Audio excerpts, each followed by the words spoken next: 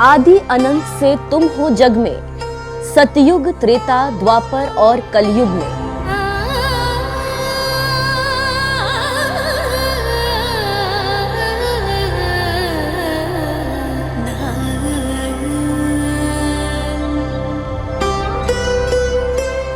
काल के कपाल पर विजय तिलकधारी महादेव की ये ऐसी अनोखी दुनिया है जिसने सतयुग से लेकर त्रेता युग, त्रेता युग से लेकर द्वापर युग और द्वापर युग से लेकर कलयुग तक को देखा है। यहां मरा हुआ इंसान जिंदा हो जाता है,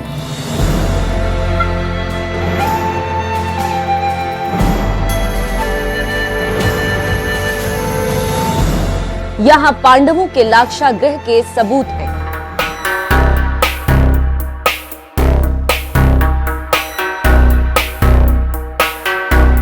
यहां शिव की शक्ति के निशान विद्यमान हैं।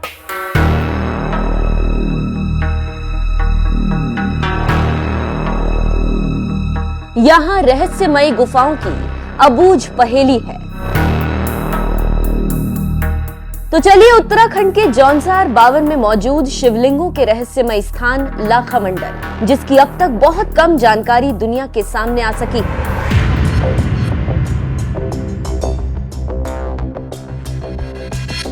पहले पड़ाव में बिंघुमक्कड़ की ये यात्रा दिल्ली से निकलकर ऋषिकेश और फिर वहां से देहरादून तक पहुंची।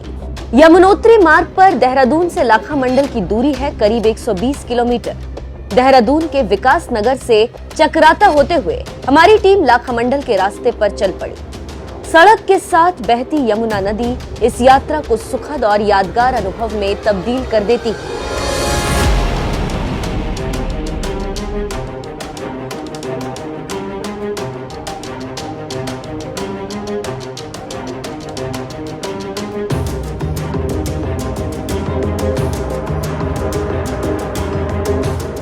करीब 3.5 घंटे में बिंघुमक्कड़ की टीम देहरादून से लाखा मंडल पहुंच सकी। लगभग 8 से 9 घंटे का सफर तय कर हम पहुंच चुके हैं लाखा मंडल।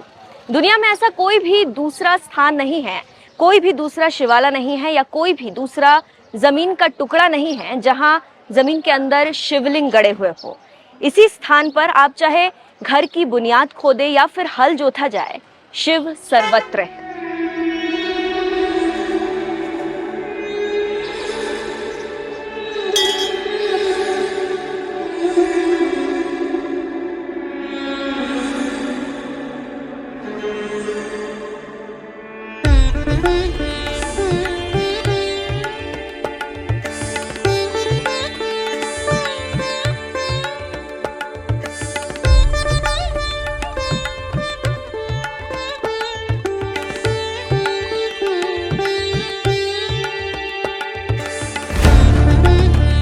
लाखा का मतलब है बहुत सारे और मंडल का अर्थ है वो स्थान जहां बहुत सारे लिंगम और मूर्तियां हों। तो ऐसे अद्भुत लाखा मंडल की समुद्र तल से ऊंचाई करीब 1372 मीटर। लाखा मंडल के मुख्य मंदिर का निर्माण नागर शैली में हुआ। इसमें बड़े बड़े पत्थरों और काठ का इस्तेमाल किया गया। मंदिर को देखकर प्रतीत होता है मानो यहाँ कुछ काम कत्यूरी शासन के समय भी हुआ होगा। मंदिर में उसी तरह की वास्तुकला है जैसी केदारनाथ में दिखाई देती है। पुरातात्विक साक्ष्य कहते हैं कि लाखा मंडल में स्थित मुख्य शिव मंदिर का निर्माण 12वीं-13वीं शताब्दी में हुआ, लेकिन मंदिर परिसर में ही प्राप्त 6ठी शताब्दी के एक शिलालेख के अनुसार इसका निर्माण सिंहपुर राजघराने की राजकुमारी ईश्वरा ने करवाया। ऐसा माना जाता है कि ये मंदिर राजकुमारी ने अपने पति चंद्रगुप्त, जो जालंधर के राजा के पुत्र थे, उनके निधन पर उनकी सद्गति और आध्यात्मिक उन्नति के लिए बनवाया था। कहा जाता है कि मुख्य मंदिर की खोज एक गाय ने की। लाखा मंडल में 1.25 लाख शिवलिंग मौजूद होने का दावा किया जाता है, जिनमें चारों युगों सतयुग, त्रेता युग, द्वापर युग और कलयुग में बने शिवलिंग भी विद्यमान और हर शिवलिंग अलग रंग और गुणों वाला है। सतयुग का ज्योतिर्लिंग अंदर विराजमान है, जिसकी खोज गाय माता ने की। नदी पार से गाय आती थी, दूध से अंदर अभिषेक करती थी। सतयुग का ज्योतिर्लिंग पांडवों द्वारा अंदर स्थापित किया है। भगवान राम जी के समय का जो ज्योतिर्लिंग है, भगवान राम जी ने रामेश्वर में विराजमान किया जब लंका के लिए पुल बांधा था। या तो त्रेतायुग का ज्योतिर्लिंग भगवान श्री राम जी ने रामेश्वर में विराजमान किया, भगवान कृष्ण जी के समय का जो ज्योतिर्लिंग है द्वापर का, भगवान कृष्ण जी को हरा पसंद था, तो पांडवों ने हरे में भगवान कृष्ण जी को विराजमान किया। ये द्वापर युग का ज्योतिर्लिंग है जो पांडवों द्वारा स्थापित है।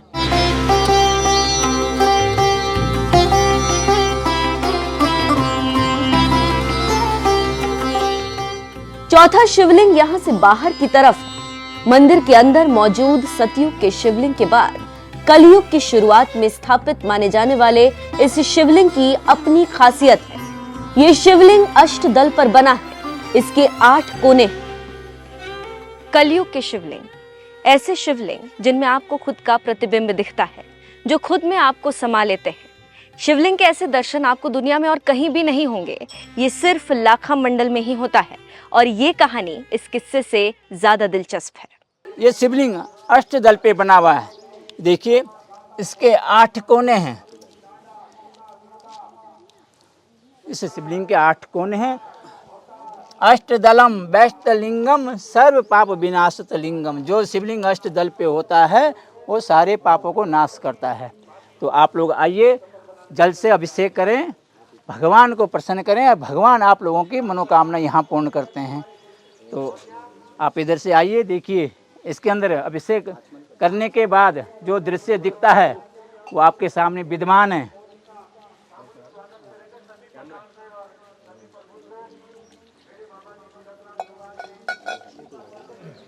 आप लोग आइए, आगे आइए, देखिए इधर से भी देखिए। इसके अंदर आपका प्रतिबिंब दिखने जा रहा है। अद्भुत चिंताहरण महादेव। ये आप अभिषेक करें।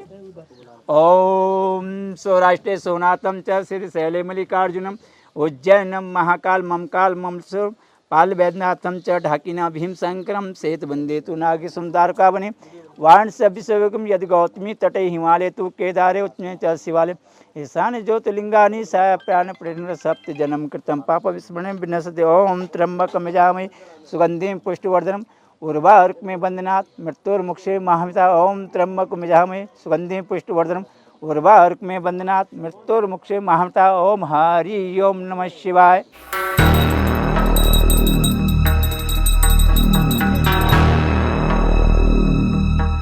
लाखा मंडल परिसर में एक विशेष गोल घेरा है जो एक विशेष मंत्र क्रिया के लिए जाना जाता रहा है। दावा किया जाता है कि इस गोल घेरे पर किसी मुर्दा व्यक्ति को अगर रख दिया जाता था तो वो कुछ वक्त के लिए दोबारा जीवित हो जाता था।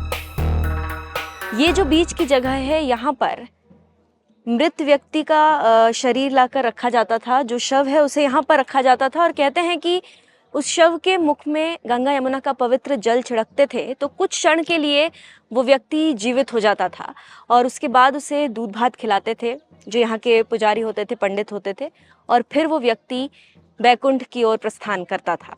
भीम है, अर्जुन है, सजो है, नकुल है, ये 5 भाई पांडव है। यहाँ पे इस शिवलिंग का नाम है मडलेश्वर महादेव के नाम से। मडलेश्वर महादेव हमारे लाखा मंडल के अंतर्गत में 24 गांव आते हैं। 24 गांव के बीच में जिनकी मृत्यु होती थी उनकी डेड बॉडी शिवलिंग के द्वारपाल के बीच में रखी जाती थी। पुजारी अपने घर से गंगा यमुना जल लेके आते थे, दूध का कटोरा, उसमें थोड़ा भात लेके आते थे। मंत्र द्वारा उस पे जल का छीड़ा मारा, मरा हुआ आदमी जीवित होता था। ब्राह्मण देवता उसको अपने हाथों से दूध भात खिलाता था। माना जाता है जिन 2 मूर्तियों के बीच में मुर्दे को जिंदा करने का अनुष्ठान किया जाता था वो भी सदियों से पश्चिम दिशा की ओर मुंह कर लाखा मंडल में यूं ही खड़ी है। हालांकि अब ये मूर्तियां खंडित प्रतीत होती हैं। इन दोनों मूर्तियों को हर युग में अलग पहचान के रूप में देखा गया। इसके पीछे की पौराणिक कथा के मुताबिक राजा दक्ष ने यहीं पर विशाल हवन का आयोजन किया जिसमें मां सती का अपमान हुआ और उन्होंने हवन कुंड में कूदकर अपने प्राणों की आहुति दे दी, जिसके बाद क्रोधित महादेव शिव ने अपने शरीर को मला, जिससे यही 2 रूप वीर और भद्र प्रकट हुए। तो सतयुग में उनका रूप है वीर और भद्र, वीर और भद्र उनका रूप, और त्रेता युग में उनका रूप है जय और विजय। द्वापर में उनका रूप है द्वार और पाल। इस कलयुग में उनका रूप है इधर वाली मूर्ति, वो देव है, सती माँ के पति देव शंकर जी, उनका हीरे मोती का मुकुट है।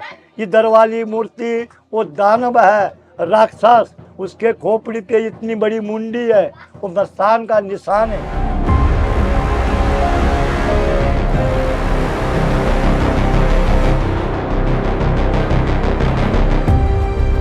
यहीं पर उस स्थान के होने का दावा स्थानीय और पुजारी गण करते हैं, जो महाभारत के युद्ध से पहले बहुत बड़ी घटना मानी गई। दावा किया जाता है इसी लाखा मंडल में ही लाक्षागृह बनाया गया, जिसमें पांडवों को जिंदा जलाकर मारने की साजिश दुर्योधन ने रची। लेकिन श्री कृष्ण की मदद और विदुर की नीति से पांडवों ने दुर्योधन को मात दे दी और वो यहाँ से एक सुरंग के जरिए बच निकले। उस सुरंग का एक सिरा लाखा मंडल गांव के बाहर आज भी खुलता है। उस सुरंग के अंदर भी आपको ले चलेंगे। पहले इन सबूत के बारे में मंदिर के पुजारियों से और जानकारियां ले लीजिए। यह वो स्थान है, यहाँ पर पांडवों को जलाने के लिए कौरवों ने जो लाक्षागृह बनाया था, वो इस स्थान पर लाख का महल बनाया। महल पूरी तरह जल गया। जो अवशेष यहाँ वर्तमान में ये पत्थर आप देख रहे हैं, ये रेड वाले पत्थर, ये लाक्षागृह के पत्थर हैं। यहाँ से विदुर जी ने सुरंग बनाई। आपको पांडव गुफा नीचे रोड पर मिलती है। उस गुफा के अंदर जब आप लोग प्रवेश करेंगे, उस गुफा के अंदर एक छोटा सा शिवलिंग है, उस पर कुदरती अभिषेक होता रहता है। तो आप आइए, यहाँ से वो सुरंग बनाई है विदुर जी ने। इस स्थान से विदुर जी ने सुरंग बनाई और इसी सुरंग के रास्ते पांडवों को उस गुफा में बाहर निकाला है। इसके नीचे अंदर लाल ईंट है, इस ईंट के नीचे आज भी लाख है। यहाँ पे महल था, महल पे दुर्योधन ने आग लगा दी, महल जल गया। पीछे दो मूर्ति खड़ी है, उनके बीच में एक गोल पत्थर है, वहाँ से सुरंग बनाई। सुरंग वहाँ से किसने बनाई? विदुर तो इंजीनियर था, उनकी जो लेबर थी, काम करने वाले, वो चूहा थे। विदुर ने वहाँ से नक्शा बनाया और चूहों ने वहाँ से सुरंग बनाई, सुरंग बनाई, सुरंग बनाई। और आपको आते समय नीचे सड़क पे एक गुफा मिली है, पांडवों गुफा जी, वो पांडवों गुफा है। विदुर ने पांडवों को यहाँ से उस गुफा से बाहर निकाला। उसके अंदर जाएंगे आप लोग, अंदर जाके सुरंग में चले जाना। सुरंग में जाके आपको आगे इतना छोटा शिवलिंग मिलेगा, ऊपर से सना का आकार होगा, ऊपर से पानी टपक रहा है। उसके ठीक सामने से जो सुरंग है, वो आपके विराट राजा के यहाँ निकलती है। चक्रवतार नागठाट के बीच में विराट खाई है, जहाँ पे पांडवों ने नौकरी करी है। उसके बगल में दूसरी सुरंग है, वो आपके कुरुक्षेत्र में निकलती, हरियाणा में, जहाँ पे महाभारत की लड़ाई शुरू हुई है। उसके अंदर तीसरी सुरंग है, वो आपके केदारनाथ, बद्रीनाथ निकलती है, जहाँ से पांडव लोग स्वर्गलहनी गए। हालांकि लाक्षागृह होने के दावे देश के कई अलग अलग स्थानों पर किए जाते हैं। इन दावों के तर बिंघुमक्कड़ ने उस सुरंग को ढूंढने का फैसला किया, जिसके बारे में दोनों ही पुजारियों ने हमें बताया था। इस गुफा को गुप्तेश्वर महादेव की गुफा भी कहते हैं, जो मंदिर परिसर से करीब 1.5 किलोमीटर दूर बिंघुमक्कड़ को मिल गई। जैसा पुजारियों ने बताया, गुफा के अंदर सूक्ष्म रूप में स्वयंभू महादेव विराजे हैं। इसके अलावा गुफा से अलग अलग दिशाओं में रास्ते निकलते हुए प्रतीत होते हैं। माना जाता है कालांतर में गुफाओं के ये रास्ते बंद हो गए।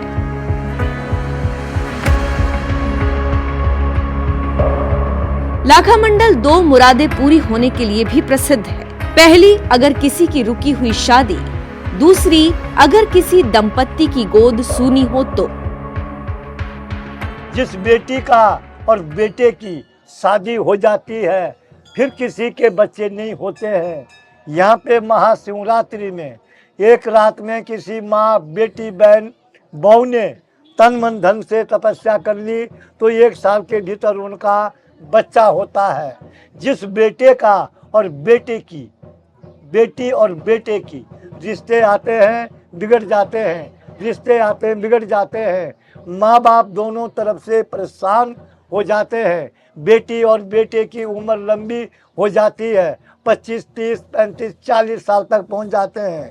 यहाँ पे लोग बाग दर्शन करने आते हैं और 6 महीने के अंदर उनका रिश्ता हो जाता है।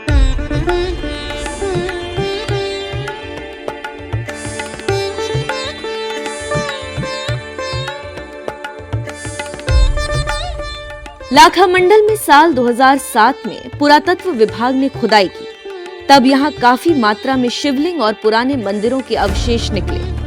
मंदिर के आसपास 300-400 मीटर तक अक्सर कोई न कोई अवशेष निकलता ही रहता है, इसलिए इस जगह की महत्ता दिन प्रतिदिन बढ़ती ही जा रही है। केदारनाथ के दर्शनों से पहले लाखा मंडल के दर्शनों की महत्ता भी मानी जाती है। रोज शाम को 7 बजे लाखा मंडल के मुख्य मंदिर में आरती की जाती है, जिसमें स्थानीय लोग शामिल होते हैं। रात 8 बजे के बाद मंदिर के द्वार बंद कर दिए जाते हैं। अगर आप लाखा मंडल जाना चाहें तो 132 किलोमीटर दूर देहरादून के जॉली ग्रांट में नजदीकी एयरपोर्ट है। निकटतम railway station Dehradun railway station करीब 118 किलोमीटर दूर है। अक्टूबर, नवंबर और मार्च, अप्रैल यहाँ की घुमक्कड़ी और धार्मिक यात्रा का सबसे उचित समय है।